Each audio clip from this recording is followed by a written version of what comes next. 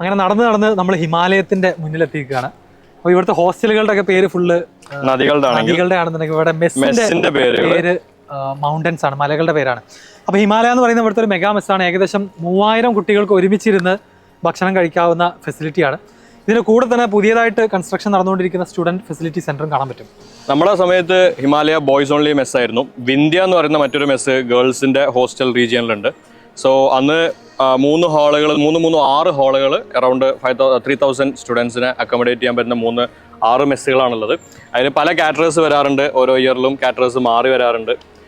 Veg മാത്രമേ ഉണ്ടായിരുന്നുള്ളൂ. പിന്നെ എക്സ്ട്രാസ് ഒക്കെ ആയിട്ട് നോൺ വെജ്. ഇപ്പൊ വെജ് നോൺ വെജ് മെസ്സുകൾ തന്നെ സെപ്പറേറ്റ് ആയിട്ട് ഫുഡ് കോർട്ട് പോലെ നമ്മൾ മോളിലൊക്കെ കാണുന്ന ഫുഡ് കോർട്ട് സ്റ്റൈലിലുള്ള അറേഞ്ച്മെന്റ് ഒക്കെ ഇപ്പോഴുണ്ട്. ഞങ്ങൾ അതിനകത്ത് കയറിയിരുന്നു. മെസ്സിന്റെ ഒരു പ്രത്യേകത ഒരുവിധം കുട്ടികളൊന്നും മെയിൻലി ബ്രേക്ക്ഫാസ്റ്റ് സ്കിപ്പ് ചെയ്യുന്ന ടീംസാണ് ഇവിടെ ഉള്ള ഓൾമോസ്റ്റ് എല്ലാ സ്റ്റുഡൻസും. ശനി ഞായർ ദിവസങ്ങളിലാണ് കാര്യമായിട്ട് ബ്രേക്ക്ഫാസ്റ്റിനൊരു റഷ് ഉണ്ടാവാറുള്ളത്. അതൊരു 9-9:30 സമയത്ത്. ഹിമാലയന്റെ ഫ്രണ്ടിലുള്ള പുല്ലായിട്ടുള്ള ലോൺസിലാണ്. സോ ചെറിയ ഈവന്റുകളൊക്കെ ഇപ്പൊ ഇന്നലെ നടന്ന എന്തൊക്കെ ഈവന്റ്സിന്റെ ബാക്കി സ്റ്റേജും അതുപോലെ തന്നെ ഡെക്കറേഷൻസ് ഒക്കെ പുറത്തുകൂടെ കാണാം. സോ ചെറിയ ഈവന്റുകളും IIT മദ്രാസിലെ ക്ലബ്ബുകൾ നടത്തുന്നതായാലും സ്റ്റുഡൻസ് ഹോസ്റ്റൽസിന്റെ ചെറിയ ഈവന്റുകളൊക്കെ ഈ ഹിമാലയ ലോൺസിൽ വെച്ച് നടക്കാറുണ്ട്. പാട്ട് പോലത്തെ കൾച്ചറൽ ആക്ടിവിറ്റീസിന്റെ ചെറിയ ഈവന്റുകളൊക്കെ നടത്തുന്ന ഏരിയ ആണ്. ഈവനിങ്ങിലൊക്കെ ഒരുപാട് ആളുകൾ വന്നിരിക്കാനും കുറെ ഡിസ്കഷൻസും കുറെ ചെറിയ മീറ്റിംഗ്സും ഒക്കെ കണ്ടക്ട് ചെയ്യാറുണ്ട്. അപ്പൊ അങ്ങനെ മെസ്സും അതിന്റെ സറൗണ്ടിങ്സ് ആണ് ഈ കാണുന്നത്. ഗജേന്ദ്ര സർക്കിൾ എന്ന് പറയുന്ന ഒരു പോയിന്റ് കഴിഞ്ഞാൽ പിന്നെ പറയുന്ന ഒരു മെയിൻ പോയിന്റ് ആണ് ഹിമാലയ ലോൺസ് എന്ന് പറയുന്നത്. നിങ്ങൾ ഈ കാണുന്നതാണ് വനവാണി സ്കൂള്. ഒരു സീനിയർ സെക്കൻഡറി സ്കൂളാണ്. ക്യാമ്പസിനകത്തുള്ള 2 സ്കൂളുകളിൽ ഒന്നാണ് വനവാണി സ്കൂൾ. വനവാണി സ്കൂളിന്റെ ബാക്കിൽ സ്കൂളിൻ്റെതായ ഗ്രൗണ്ടും കാര്യങ്ങളൊക്കെ ഉണ്ട്. സ്കൂളിലെ സ്റ്റുഡൻസിന് മാത്രമുള്ളതാണ്.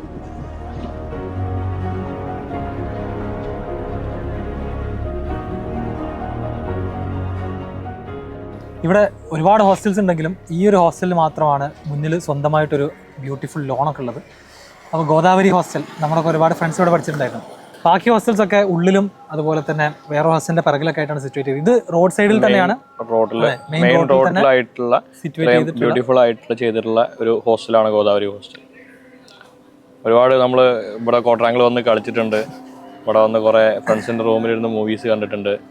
ഇത് ആക്ച്വലി പഴയ പണ്ടുണ്ടാക്കിയിട്ടുള്ള ഹോസ്റ്റൽസ് ആണ്. അതിനുശേഷം പുതിയതായിട്ട് വന്ന ഹോസ്റ്റൽസ് ഒക്കെ കുറച്ചും കൂടി ഒരു ടവർ സ്റ്റൈലിൽ ക്രിയേറ്റ് ചെയ്തിട്ടുള്ള ഹോസ്റ്റൽസ് ആണ്.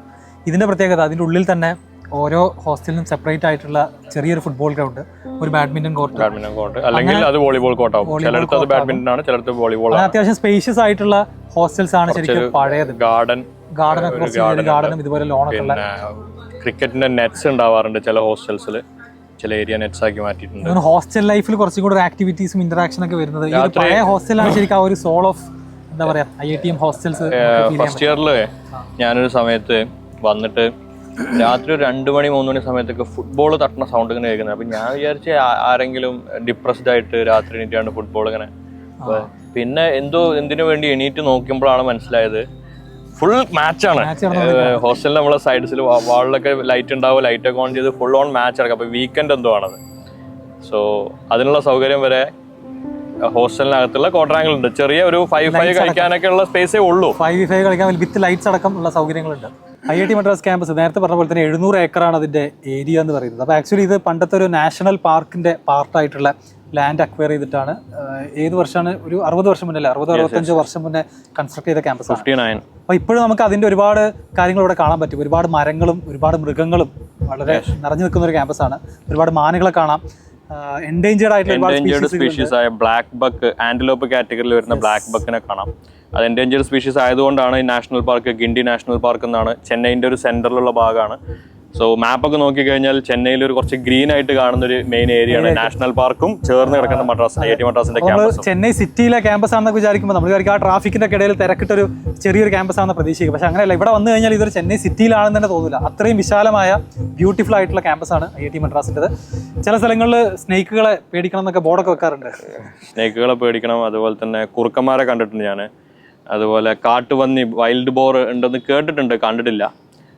ഏതൊക്കെ ലേക്കില് ക്രോക്കഡൈൽസ് ഒക്കെ ഉണ്ടെന്ന് നമ്മളെ പേടിപ്പിക്കാൻ പറഞ്ഞാണെന്ന് അറിയില്ല. അങ്ങനത്തെ ലേക്ക് ഉണ്ട് IIT മദ്രാസ് ക്യാമ്പസിന്റെ ഉള്ളിൽ ഒരു ലേക്ക് ഉണ്ട്. അത്ര അപ്രോച്ചബിൾ ആയിട്ടുള്ള ഒരു റീജിയൻ ഒന്നും അല്ല. ബോട്ടിങ് പോലത്തെ പരിപാടിയൊന്നുമില്ല. ജസ്റ്റ് നമുക്ക് കാണാമെന്ന് മാത്രം. എന്തായാലും ഒരുപാട് വർഷങ്ങൾ പഴക്കമുള്ള കുറെ മരങ്ങളും മറ്റു സംഭവങ്ങളും ഈ പാർക്കിന്റെ ഭാഗമായിട്ടുണ്ട്.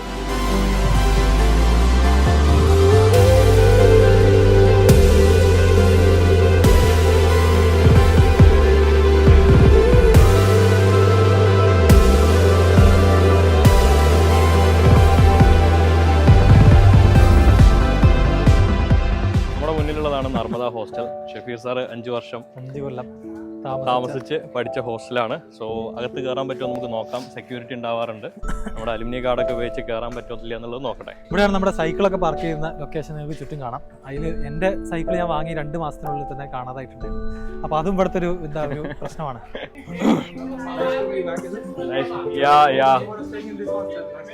Shafi was here. I was in Tapti. 5 years.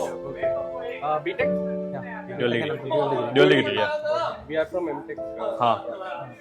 Now this in Ahmed, MTech guys are here. It's already mixed. Okay. It's all mixed actually. BTechs are also Fine.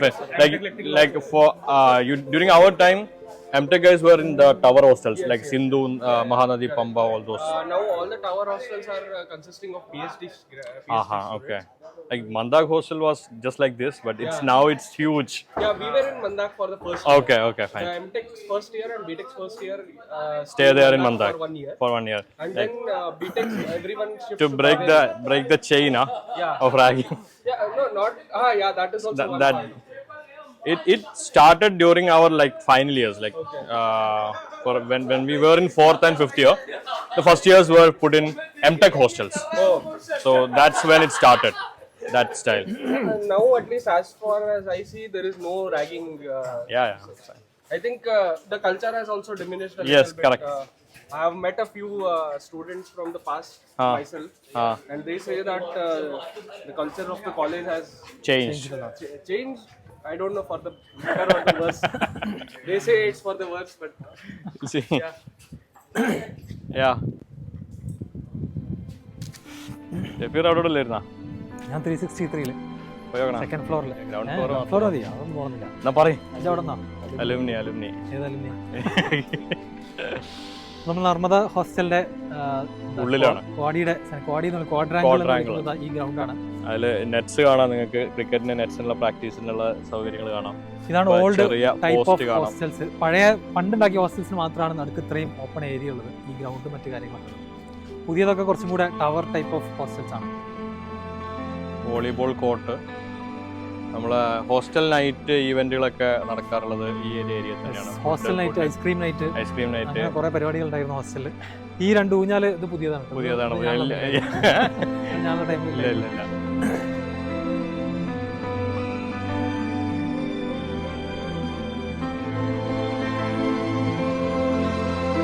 അപ്പൊ നമ്മൾ ഇനി അടുത്തത് ഫവാസ് സാറിന്റെ ഹോസ്റ്റൽ, തപ്തി ഹോസ്റ്റൽ. 5 വർഷം ഇവിടെ ആയിരുന്നു. സോ തപ്തി ഹോസ്റ്റലില് യൂണിവേഴ്സിറ്റിയിൽ പഠിച്ചു പോയ 1-2 സ്റ്റുഡൻസ് ഉണ്ട്. അവരും കൂടെ കാണൽ നമ്മുടെ ഉദ്ദേശമാണ്.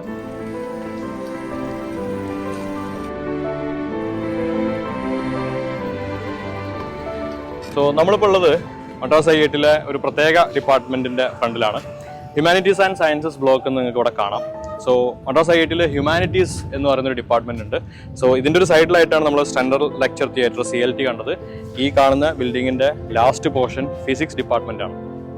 അപ്പൊ ഇതിൽ കുറെ ആളുകൾക്ക് അറിയില്ല. അതായത് നമ്മുടെ IIT എന്ന് പറയുമ്പോൾ എല്ലാവരും മനസ്സിലേക്ക് എഞ്ചിനീയറിംഗ് ആണ് ആദ്യം വരിക. എഞ്ചിനീയറിംഗ് കോഴ്സസ് മാത്രമല്ല, ഹ്യൂമാനിറ്റീസ് അതുപോലെ തന്നെ സയൻസസ് റിലേറ്റഡ് ആയിട്ടുള്ള കോഴ്സസ് ഒക്കെ IIT-ലുണ്ട്. അതിന് സെപ്പറേറ്റ് എൻട്രൻസ് എക്സാം ആണ്.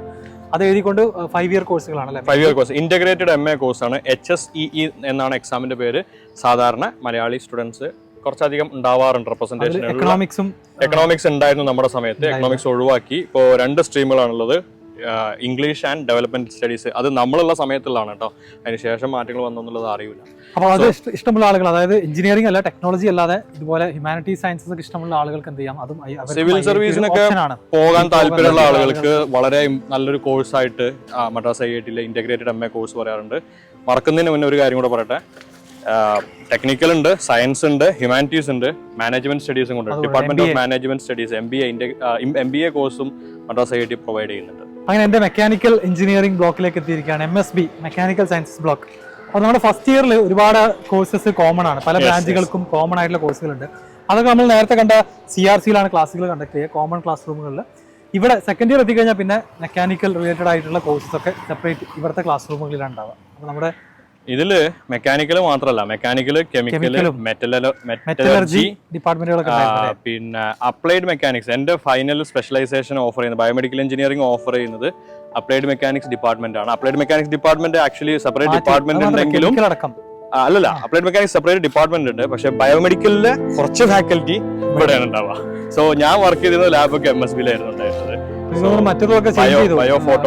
കെമിക്കലും സെപ്പറേറ്റ് ആക്കി പുതിയ അക്കാഡമിക് കോംപ്ലക്സിലേക്ക് മാറ്റിയിട്ടുണ്ട്. അതിനും കൂടി വേണ്ടിയിട്ടാണ് പുതിയ അക്കാഡമിക് കോംപ്ലക്സ് ഉണ്ടാക്കിയത്.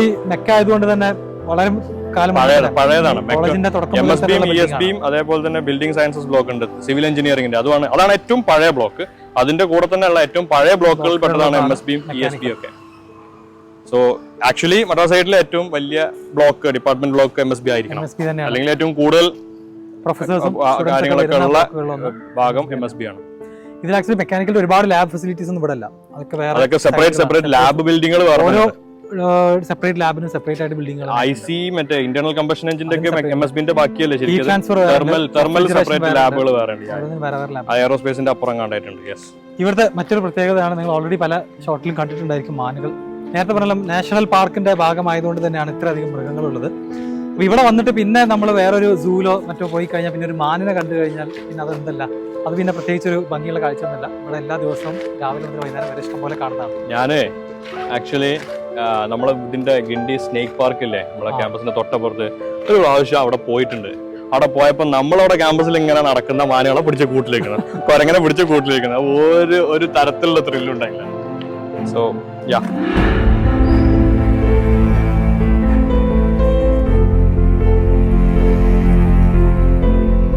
സെന്റർ ഫോർ ഇന്നോവേഷൻ C5 എന്ന് വിളിക്കുന്ന ക്ലബ്ബാണിത്. ഒരുപാട് ടെക് റിലേറ്റഡ് ആയിട്ടുള്ള റോബോട്ടിക്സ് റിലേറ്റഡ് ആയിട്ടുള്ള ആക്ടിവിറ്റീസ് ഒക്കെ ചെയ്യുന്നത് ഇവിടെയാണ്. നമ്മൾ ഒരുപാട് കാർ റേസിങ്ങിനൊക്കെ ടീമുകൾ എന്ത് ചെയ്യാറുണ്ട്. അതായത് നിങ്ങൾക്കൊരു ഐഡിയ ഉണ്ടെങ്കിൽ ആ ഐഡിയക്ക് ഒരു ഫീസിബിലിറ്റി ടെസ്റ്റ്, അതായത് ഐഡിയ ഇന്നതാണ്, നമ്മൾ ഇങ്ങനെയൊക്കെയാണ് ചെയ്യാൻ പോകുന്നത് എന്ന രീതിയിൽ നമുക്ക് എപ്പോഴും ഒരു അക്കാഡമിക് കൗൺസിലർ ഉണ്ടാവും. അതായത് നമ്മുടെ ഒരു ഫാക്കൽറ്റി അഡ്വൈസർ എന്ന് പറയും. അതായത് എല്ലാ സ്റ്റുഡൻസിനും അഡ്മിഷൻ എടുക്കുന്ന സമയത്ത് തന്നെ അസൈൻ ചെയ്ത് തരുന്ന ഒരു ഫാക്കൽറ്റി മെമ്പർ ഉണ്ടാവും. നമ്മളൊരു ക്ലാസ് ടീച്ചറൊക്കെ പോലെ. അവർ ക്ലാസ് ഒന്നും എടുക്കില്ല, ബട്ട് നമ്മളെല്ലാ കാര്യങ്ങളും അവരിലൂടെയാണ് പല കാര്യങ്ങളും നമ്മൾ ചെയ്യേണ്ടി വരിക. സോ അവരെടുത്ത് നമ്മുടെ ഐഡിയാസ് പ്രസന്റ് ചെയ്ത് കഴിഞ്ഞാൽ അതിന്റെ C5ന്റെ ടീം ഉണ്ടാവും. അവിടെ പ്രസന്റ് ചെയ്ത് കഴിഞ്ഞാൽ നമുക്ക് ഫണ്ടിങ് അലോ ചെയ്യും, നമുക്ക് ചെയ്യാനുള്ള അഡ്വൈസുകളും അതേപോലെ തന്നെ അതിനുള്ള സൗകര്യങ്ങളൊക്കെ ചെയ്തു തരും. അതിനുള്ളൊരു ഏരിയ ആണ് സെന്റർ ഫോർ ഇന്നോവേഷൻ എന്ന് പറയുന്നത്. സോ അതായത് ഫസ്റ്റ് ഇയർ മുതൽ ഇതുപോലത്തെ ക്ലബ്ബുകളിൽ ജോയിൻ ചെയ്ത്, അതായത് റോബോട്ടിക്സ് ടെക്നോളജി റിലേറ്റഡ് ആയിട്ടുള്ള വർക്കുകളൊക്കെ ചെയ്യുന്ന ഇഷ്ടമുള്ള കുട്ടികൾ ഫസ്റ്റ് ഇയർ മുതൽ തന്നെ C5 ക്ലബ്ബുകളിലൊക്കെ ജോയിൻ ചെയ്തിട്ട് ഒരുപാട് പ്രോജക്റ്റിന്റെ ഭാഗമായിട്ട് വർക്ക് ചെയ്യാറുണ്ട്. അപ്പോൾ ഇനി ഫൈനൽ ഇയറൊക്കെ എത്തുന്ന സമയത്ത് അവർക്ക് അത്യാവശ്യം നല്ലൊരു എക്സ്പോഷർ ആ രീതിയിൽ കിട്ടിയിട്ടുണ്ടായിരിക്കും. ആ ഒരു ഫീൽഡിൽ ഹയർ സ്റ്റഡീസിന് പോകാനും ഈവൻ പ്ലേസ്മെന്റ്സിന് അടക്കം ഇൻഡസ്ട്രി റിലേറ്റഡ് നമ്മൾ ടെക്സ്റ്റ് ബുക്കിൽ നിന്ന് പഠിക്കുന്ന കാര്യങ്ങളിൽ നിന്ന് ഇൻഡസ്ട്രിയിൽ എന്താണോ കറന്റ്ലി നടന്നുകൊണ്ടിരിക്കുന്നത് അതുമായിട്ടുള്ള നോളജ്, അതൊരു എഞ്ചിനീയറിംഗ് വിദ്യാർത്ഥിയെ സംബന്ധിച്ചിടത്തോളം ഇമ്പോർട്ടൻ്റ് ആയിട്ടുള്ള കാര്യമാണ്. സോ ഈ കാണുന്ന C5 പോലുള്ള അതിന്റെ ആക്ടിവിറ്റീസിൽ ബന്ധപ്പെടുന്ന ആളുകൾക്ക് അത് നാച്ചുറലായിട്ട് അതിന്റെ കൂടെ വന്നോളും. അല്ലാത്ത ആളുകൾ പ്ലേസ്മെന്റ് സമയത്തൊക്കെ നമ്മൾ പഠിച്ചുണ്ടാക്കി എടുക്കേണ്ടി വരും. ഇൻഡസ്ട്രിയിൽ എന്താണ് നടക്കുന്നത്, കോഡിംഗ് ആണെങ്കിൽ അങ്ങനെ, അല്ലെങ്കിൽ മറ്റ് സ്കിൽസ് ആണെങ്കിൽ അതൊക്കെ നമ്മൾ അക്വയർ ചെയ്യാൻ എക്സ്ട്രാ എഫേർട്ട് എടുക്കേണ്ടി വരും. ഇത് നമ്മുടെ ഒരു ഹോബിയുടെ ഭാഗമായിട്ട്, but you have to put effort, അല്ലെങ്കിൽ യാതൊരു സംശയമില്ല.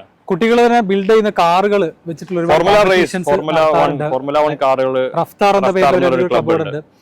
പിന്നെ ഒരുപാട് ഇലക്ട്രിക് വെഹിക്കിൾസ് അടക്കം പലതും C5 അടക്കം അതിന്റെ പ്രോജക്റ്റുകൾ, അതിന്റെ റിസർച്ചുകൾ നടക്കുന്നുണ്ട്. ഇന്നലെ ആക്ച്വലി ഇവിടെ ഒരു റിസർച്ച് കോൺക്ലേവ് പ്രോഗ്രാം ഉണ്ടായിരുന്നു. നമ്മളത് ലേറ്റ് ആയിട്ടാണ് എത്തിയത്. അതിന്റെ ഒരുപാട് കാര്യങ്ങൾ കാണാൻ പറ്റിയിട്ടുണ്ടായിരുന്നു. ഇതാണ് മദ്രാസ് IITയിലെ സെൻട്രൽ വർക്ക്ഷോപ്പ്. സോ ഫസ്റ്റ് ഇയറിൽ ഒരുപാട് ലാബുകൾ നമ്മളിവിടെ വന്നിട്ടുണ്ട്. ജർമ്മൻ കൊളാബറേഷനിലാണ് മദ്രാസ് IIT ബിൽഡ് ചെയ്തിട്ടുള്ളത്. സോ പല എക്യുപ്മെൻറ്റ്സും ജർമ്മൻ ഇമ്പോർട്ടൻ്റ് ആയിട്ടുള്ള 1960s അതേ എക്യുപ്മെൻറ്റ്സ്, ബോഷ് എന്ന് പറഞ്ഞ കമ്പനീൻ്റെ ഒക്കെ ഒരുപാട് എക്യുപ്മെൻറ്റ്സ് വർക്ക്ഷോപ്പിലുണ്ട്. പവർ ടൂൾസ്, ഇപ്പോൾ നമ്മൾ നേരത്തെ കണ്ട C5 എന്തെങ്കിലും മാനുഫാക്ചറൊക്കെ ചെയ്യാനുണ്ടെങ്കിൽ ഇവിടെ നിന്നാണ് മാനുഫാക്ചറിങ് ചെയ്യാറുള്ളത്. അതുപോലെ വെൽഡിങ്, പല പവർ ടൂൾസ് ഉപയോഗിക്കുന്നത്, അങ്ങനത്തെ ഒരുപാട് ആക്ടിവിറ്റീസ് വർക്ക്ഷോപ്പിൻ്റെ ഭാഗമായിട്ടുണ്ടായിരുന്നു. ടേണിംഗ് ഉണ്ടായിരുന്നു, lathe machines, milling turning machine വർക്ക്ഷോപ്പാണ് നിങ്ങൾ കാണുന്നത്. അടുത്തത് ഞാനും MP-യും കുറേ സമയം വന്നിട്ടുള്ള ഒരു ബിൽഡിംഗ് ആണ് അല്ലേ. നമ്മുടെ ജിമ്മും അതുപോലെ തന്നെ വെയിറ്റ് ലിഫ്റ്റിംഗ് ട്രെയിനിങ് നടക്കുന്നുണ്ട്. സ്പോർട്സ് കോംപ്ലക്സ് ആണ്, യോഗക്കുള്ള സ്പേസ് ഉണ്ട്. സോ ദിസ് ജിംഖാന എന്ന് പറയും, സ്പോർട്സ് കോംപ്ലക്സ്. ഇതിൻ്റെ ഇവിടുന്ന് അങ്ങോട്ടുള്ളത് ഒരുപാട് വോളിബോൾ ഉണ്ട്, ബാസ്കറ്റ്ബോൾ, ടെന്നീസ് കോർട്ടുകളാണ്. ബേസിക്കലി സ്പോർട്സിന്റെ ഒരുപാട് ഐറ്റംസ് ഇവിടുന്ന് അങ്ങോട്ട് സ്റ്റാർട്ട് ചെയ്യുന്നത്. നമ്മൾ കണ്ട ഫുട്ബോൾ ഫീൽഡ്, ഹോക്കി ഫീൽഡ്, ഇതൊക്കെ ഇതിന്റെ കണ്ടിന്യൂഷൻ ആയിട്ട് അങ്ങേ അറ്റത്താണുള്ളത്. സോ അതിന്റെ ഒരു എൻട്രൻസ് ആണ് ആക്ച്വലി ഇത് കോമൺ ആയിട്ടുള്ള.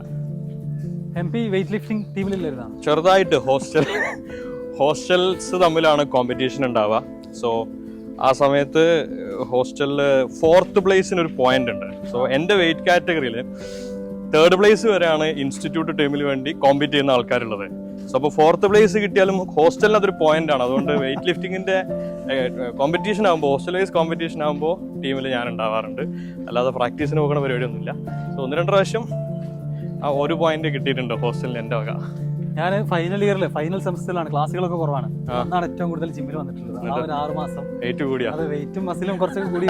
പിന്നെല്ലാം ഭാവിയാൻ നീ പിന്നെ അൻസിലൊക്കെ ഉണ്ടായിരുന്നു വെയിറ്റ് കൂടാൻ വേണ്ടി ജിമ്മിൽ പോയിരുന്ന ആൾക്കാർ. സോ വോളിബോൾ കോർട്ട് ഇവിടെ ശരിക്കും പറഞ്ഞാൽ അടിപൊളി നല്ല വാശിയേറിയ മത്സരങ്ങൾ നടക്കാറുണ്ട്. ഹോസ്റ്റൽസ് തമ്മിലും അതേപോലെ തന്നെ ഇൻസ്റ്റിറ്റ്യൂട്ടിന്റെ ടീമുകൾ തന്നെ സ്പ്ലിറ്റ് ചെയ്തിട്ട് മാച്ച് ഉണ്ടാവും. അപ്പോഴാണ് ഭയങ്കര ഫൈറ്റും ഭയങ്കര സ്പിരിറ്റും കാണാറുള്ളത്. ബാക്കിൽ കാണുന്നത് തുംഗഭദ്ര 2 ഏതോ ഒരു ഹോസ്റ്റലാണ്, ഗേൾസ് ഹോസ്റ്റലാണ്. നമ്മളുള്ള സമയത്താണ് അതിന്റെ കൺസ്ട്രക്ഷൻ ഒക്കെ നടക്കുന്നത്. അതുകൂടാതെ കുറെ മാനുകൾ ഉള്ള പുല്ലൊക്കെ നിന്ന് നിൽക്കുന്നത് കാണാം. ബാസ്കറ്റ് ബോൾ കോർട്ട് 2 ഉണ്ട്. ഇവിടെയും ഹോസ്റ്റൽ കോമ്പറ്റീഷൻസ് മറ്റു പരിപാടികളൊക്കെ ഉണ്ട്. ബേസിക്കലി എല്ലാ ടൈപ്പ് ഓഫ് സ്പോർട്സിനുള്ള ഫെസിലിറ്റീസും ഉണ്ട്. ഈവൻ സ്ക്വാഷ് അടക്കം. ബോൾ ബാഡ്മിന്റൺ കോർട്ട് ഉണ്ട്, ബാഡ്മിന്റൺ കോർട്ട് കൂടാതെ. അപ്പോൾ നിങ്ങൾക്ക് ഏത് ടൈപ്പ് ഓഫ് സ്പോർട്സ് ഇഷ്ടമുള്ള ആളുകൾക്കും അത് പെർസ്യൂ ചെയ്യാനും അതിൽ ഹോസ്റ്റൽ കോമ്പറ്റീഷൻസിൽ പാർട്ടിസിപ്പേറ്റ് ചെയ്യാനൊക്കെയുള്ള അവസരം ഉണ്ട്. ലക്ഷറി ആയിട്ട് കാണുന്ന മറ്റൊരു ഐറ്റാണ് ടെന്നീസ് കോർട്ട്. സോ ടെന്നീസ് കോർട്ടും ആക്ച്വലി മെയിൻറ്റെയിൻ ചെയ്തിട്ടുണ്ട്. ബാസ്കറ്റ്ബോളിൻ്റെ 2nd കോർട്ടാണ് ഈ കാണുന്നത്. അതിൻ്റെ നെക്സ്റ്റ് കാണുന്നത് ടെന്നീസ് കോർട്ടാണ്. അതിൻ്റെ അപ്പുറം പുതിയൊരു കൺസ്ട്രക്ഷൻ വരുന്നുണ്ട്. അത് മുമ്പില്ലാത്തതാണ്, കൺസ്ട്രക്ഷൻ നടന്നുകൊണ്ടിരിക്കുന്നുള്ളൂ. എന്താണെന്ന് അറിയില്ല. അതൊരു ഓപ്പൺ സ്പേസ് ആയിരുന്നു മുന്നേ. എല്ലാത്തിലും ഫ്ലഡ് ലൈറ്റുകൾ ഉണ്ട് എന്നുള്ളതാണ് വേറെ പ്രത്യേകത. രാത്രി അടക്കം നമുക്ക് കളിക്കാം. ഈവനിങ്സിലും രാത്രിയാണ് കൂടുതൽ ഇങ്ങനെയുള്ള കോമ്പറ്റീഷൻസ് ഒക്കെ ഉണ്ടാവാറുള്ളത്. ക്ലാസ് കഴിഞ്ഞതിന്റെ ശേഷമാണ്, 5 മണിക്ക് ശേഷമുള്ള ടൈമിലാണ് എല്ലാം ഉണ്ടാവാറുള്ളത്. 2 full size tennis court available ആണ്. ഇതിൽ ഞാൻ ആകെ ഒറ്റ തവണ പരീക്ഷിച്ചിട്ടുള്ളൂ. വന്നിട്ടുണ്ടോ? ഒറ്റ തവണ വന്ന് പരീക്ഷിച്ച് കളിച്ച് നോക്കിയിട്ടുണ്ട്. പക്ഷെ അത് കുറച്ച് ബുദ്ധിമുട്ടാണെന്ന് മനസ്സിലാക്കിയിട്ട് പിന്നെ നിർത്തി. ഒരു സിംഗിൾ ഇൻഡിവിജ്വൽ ആയിട്ടുള്ള സ്പോർട്സിൽ ഏറ്റവും അത്ലറ്റിസിസം ആവശ്യമുള്ള സ്പോർട്സ് ആയിട്ടാണ് ടെന്നീസിനെ കാണുന്നത്. അതൊരു 3-4 ഷോട്ട് എടുത്തപ്പോൾ തന്നെ മനസ്സിലായി. നമ്മുടെ ക്യാമ്പസിന്റെ ഉള്ളിലുള്ള ചെറിയൊരു റെസ്റ്റോറന്റ് ആണ്. സൈത്തൂൻ എന്ന് പറയുന്ന ടീമാണ് അത് നടത്തുന്നത്. കോർക്കാണ് ഫെസിലിറ്റി ബിൽഡിംഗിന്റെ പേര്. അത് ലീസിന് കൊടുക്കുന്നതാണ്. 5 വർഷം കൂടുമ്പോൾ അല്ലെങ്കിൽ 3 വർഷം കൂടുമ്പോൾ റിന്യൂ ചെയ്യുന്നതാണ്. നമ്മളുള്ള സമയം മുതലേ ഒരുപാട് വർഷമായിട്ട് സൈത്തൂൻ തന്നെയാണ്. തലശ്ശേരിയിലുള്ള ഒരു ടീമാണ് ആക്ച്വലി സൈത്തൂൻ. തലശ്ശേരി മലയാളികളുടെ ഒരുപാട് മലയാളി ഗ്രിൽഡും മലബാർ ഫുഡൊക്കെ കുഴപ്പമില്ലാത്ത കിട്ടും.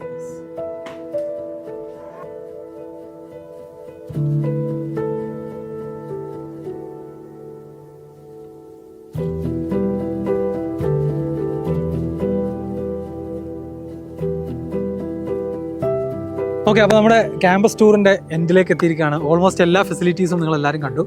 അപ്പോൾ മെയിൻലി നമുക്ക് പറയാനുള്ളത്, ഇപ്പോൾ ഞങ്ങളൊക്കെ ഗ്രാജുവേറ്റ് ചെയ്തിട്ട് ഇപ്പോൾ 7 വർഷമായി. നല്ല മാറ്റങ്ങൾ വന്നിട്ടുണ്ട്. 7 വർഷങ്ങൾ കൊണ്ട് തന്നെ ഒരുപാട് മാറ്റങ്ങൾ വന്നിട്ടുണ്ട്. സോ ഇതുപോലത്തെ ക്യാമ്പസുകൾ നമുക്ക് ഇന്ത്യയിൽ വേറെയും ഒരുപാടുണ്ട്. IITs തന്നെ 16ഓളം IITs ഇപ്പോൾ ന്യൂലി കൺസ്ട്രക്ട് 16,000 പ്ലസ് സീറ്റുകൾ അവൈലബിൾ ആണ്. നമ്മുടെ സമയത്ത് അറൗണ്ട് 8,000-9,000 സീറ്റ്സ് എന്താ ഉണ്ടായിരുന്നു, കൂടിയിട്ടുണ്ട്. അപ്പോൾ ഗവൺമെന്റ് സ്ഥാപനങ്ങൾ ഇത്രയധികം ഉണ്ടായിട്ട് നമ്മൾ തീർച്ചയായിട്ടും നമ്മുടെ എസ്പെഷ്യലി കേരളത്തിലെ കുട്ടികൾ എന്ത് ചെയ്യുന്നില്ല, അതിലേക്ക് വേണ്ടി ലക്ഷ്യം വെക്കുകയോ അതിനുവേണ്ടി വർക്ക് ചെയ്യുകയൊന്നും ചെയ്യുന്നില്ല. അപ്പോൾ നിങ്ങൾ ഈ ഒരു ക്യാമ്പസ് ഇപ്പോൾ ഞങ്ങളുടെ എക്സ്പീരിയൻസ് ആണ് ഇതിലൂടെ ഞങ്ങൾ ഷെയർ ചെയ്തത്. ഇതുപോലത്തെ ഒരുപാട് ക്യാമ്പസുകൾ ഇന്ത്യയിലുണ്ട്. അപ്പോൾ എന്താണ് ഇതുപോലുള്ള ക്യാമ്പസുകൾ ലക്ഷ്യം വെക്കുന്ന സ്റ്റുഡൻസിനോട് ഫൈനലി എന്താണ് നമുക്കൊരു മെസ്സേജ് എന്നുള്ള രൂപത്തിൽ എന്താ കൊടുക്കാൻ? ഒരുപാട് ഫെസിലിറ്റീസ് അവൈലബിൾ ആണ്. ഭയങ്കര ഒരു ഡ്രീം കോളേജസ് ആയിട്ട് നിങ്ങൾക്ക് ഇത് എടുക്കാം. പക്ഷെ ഒരിക്കലും ഇങ്ങോട്ട് എത്തുക എന്ന് പറയുന്നത് ഈസി ആയിട്ടുള്ളൊരു കാര്യമല്ല. അതിനുവേണ്ടി നിങ്ങൾ ഡെഡിക്കേറ്റ് ചെയ്ത് വർക്ക് ചെയ്യണം. അതൊരു വളരെ എത്രയും നേരത്തെ, കാരണം അത്രയും കോമ്പറ്റീഷൻ ഉള്ളത് കൊണ്ട് തന്നെ കോമ്പറ്റീഷൻ ഉണ്ടാകുമ്പോൾ മനസ്സിലാക്കേണ്ടത് നേരത്തെ റേസ് സ്റ്റാർട്ട് ചെയ്യുന്ന ആളുകൾ ഡെഫിനറ്റ്ലി അവർ മുന്നിലെത്തും, നമ്മൾ പിന്നാലെ ഓടി തളരുകയുണ്ടാവുള്ളൂ. സോ നേരത്തെ അതിനു വേണ്ടിയുള്ള പ്രിപ്പറേഷൻസ് സ്റ്റാർട്ട് ചെയ്യണം. സോ ഈ ഫെസിലിറ്റീസ് എല്ലാം നമുക്കും യൂസ് ചെയ്യാനുള്ളതാണ്. യെസ്, നമുക്കും കൂടി ഉള്ളതാണ്. ഗവൺമെന്റ് ഫെസിലിറ്റീസ് ആണ്. മിതമായ ഫീസിൽ ഈ പറയുന്ന ഫെസിലിറ്റീസ് ഒക്കെ നമുക്ക് ഉപയോഗപ്പെടുത്താവുന്നതാണ്. സോ അതിനുവേണ്ടി നേരത്തെ പ്രിപ്പറേഷൻസ് സ്റ്റാർട്ട് ചെയ്യണം. ഓക്കെ, അപ്പോൾ ഫൈനലി സ്റ്റുഡൻസിനോട് ഇപ്പോൾ ഞങ്ങൾക്ക് രണ്ടാക്കും പറയാനുള്ള കാര്യം ഇത്രേ ഉള്ളൂ. ഇതുപോലത്തെ ഡ്രീമുകൾ നമ്മൾ സ്കൂൾ ടൈമിൽ തന്നെ, ഹൈസ്കൂൾ തൊട്ട് തന്നെ നിങ്ങൾ സെറ്റ് ചെയ്യുക, അതിനുവേണ്ടി വർക്ക് ചെയ്യുക. ആ ഡ്രീം അച്ചീവ് ചെയ്ത ആളുകളുമായിട്ട് ഇൻട്രാക്ട് ചെയ്യാൻ പറ്റുന്നുണ്ടെങ്കിൽ അവരുടെ എക്സ്പീരിയൻസ് ചോദിച്ച് മനസ്സിലാക്കുക. ആൻഡ് ഫൈനലി ഇവിടെ പഠനം മാത്രമല്ല, IIT എന്ന് പറയുമ്പോൾ എല്ലാവരുടെയും മനസ്സിലുണ്ടാവുന്നത് പഠനം മാത്രം, കുറെ ഭുജികളാണെന്നാണ്. അല്ല, അങ്ങനെയല്ല. നമ്മളിപ്പോൾ ഒരുപാട് ടെസ്റ്റിംഗ് വെഹിക്കിൾസ്, ഇലക്ട്രിക് വെഹിക്കിൾസിന്റെ ഒരു സ്റ്റാർട്ടപ്പുകളൊക്കെ അതിലാണെന്ന് തോന്നുന്നു. റിസർച്ച് പാർക്കിലൊക്കെ ഒരുപാട് സ്റ്റാർട്ടപ്പുകൾ ആ മേഖലയിൽ വർക്ക് ചെയ്യുന്നുണ്ടെന്നാണ് തോന്നുന്നത്. കാരണം അതിന് മാത്രം ടെസ്റ്റിംഗ് വെഹിക്കിൾസ്, അതുപോലെ തന്നെ സ്റ്റുഡൻസ് വർക്ക് ചെയ്യുന്ന പ്രൊജക്ടുകളൊക്കെ നമ്മൾ ജസ്റ്റ് ഒരു സാറ്റർഡേ വിസിറ്റിന്റെ ഇടയിൽ കൂടെ തന്നെ നമുക്ക് കാണാൻ പറ്റി. അതിനർത്ഥം എക്സ്ട്രാ കരിക്കുലർ ആക്ടിവിറ്റീസ് ആണെങ്കിലും ഇപ്പോൾ സാക്കില് ഒരു DJ നൈറ്റ് എന്തോ നടക്കുന്നുണ്ട്. സോ ഇതൊക്കെ സംഘടിപ്പിക്കുന്ന സ്റ്റുഡൻസ് തന്നെയാണ്. സോ ബുക്ക് ഇരുന്ന് പഠിക്കുക എന്നുള്ളത് മാത്രമല്ല ക്യാമ്പസിൽ നടക്കുന്നത്. ഇവിടെ നിങ്ങൾക്ക് സ്റ്റേഡിയത്തിനകത്ത് ഒരുപാട് ജോഗ് ചെയ്യുന്ന, പ്രാക്ടീസ് ചെയ്യുന്ന, ഗെയിംസ് പ്രാക്ടീസ് ചെയ്യുന്ന ഒക്കെ ആളുകളെ കാണാവുന്നതാണ്. സോ എല്ലാ കാര്യത്തിലും സ്പോർട്സ് ആയാലും എക്സ്ട്രാ കരിക്കുലർ ആർട്സ് ആക്ടിവിറ്റീസ് ആയാലും എല്ലാം ചെയ്യാനും ഒരുപാട് എക്സ്ട്രാ കരിക്കുലർ ആക്ടിവിറ്റീസ് ഒക്കെ ചെയ്യാനുള്ള അവസരം ഉണ്ടായിരിക്കും. സോ ഈ വീഡിയോയുടെ അഭിപ്രായം എല്ലാവരും കമന്റിൽ അറിയിക്കണം. ഈ വീഡിയോ ഇഷ്ടപ്പെട്ടെന്നുണ്ടെങ്കിൽ അറിയിക്കണം. ആൻഡ് എനിക്ക് തോന്നുന്നത് നിങ്ങളുടെ എല്ലാ ഫ്രണ്ട്സിനും, നിങ്ങളുടെ 10th അതുപോലെ ഹൈസ്കൂളിലും ഹയർ സെക്കൻഡറിയിലും ഒക്കെ ഉള്ള എല്ലാ ഫ്രണ്ട്സിനും ഫാമിലിക്കൊക്കെ വീഡിയോ ഷെയർ ചെയ്ത് കൊടുക്കുക. നിങ്ങളുടെ ഒപ്പീനിയൻസ് കമന്റ് ആയിട്ട് അറിയിക്കാൻ വേണം. Okay, that's all. Thank you.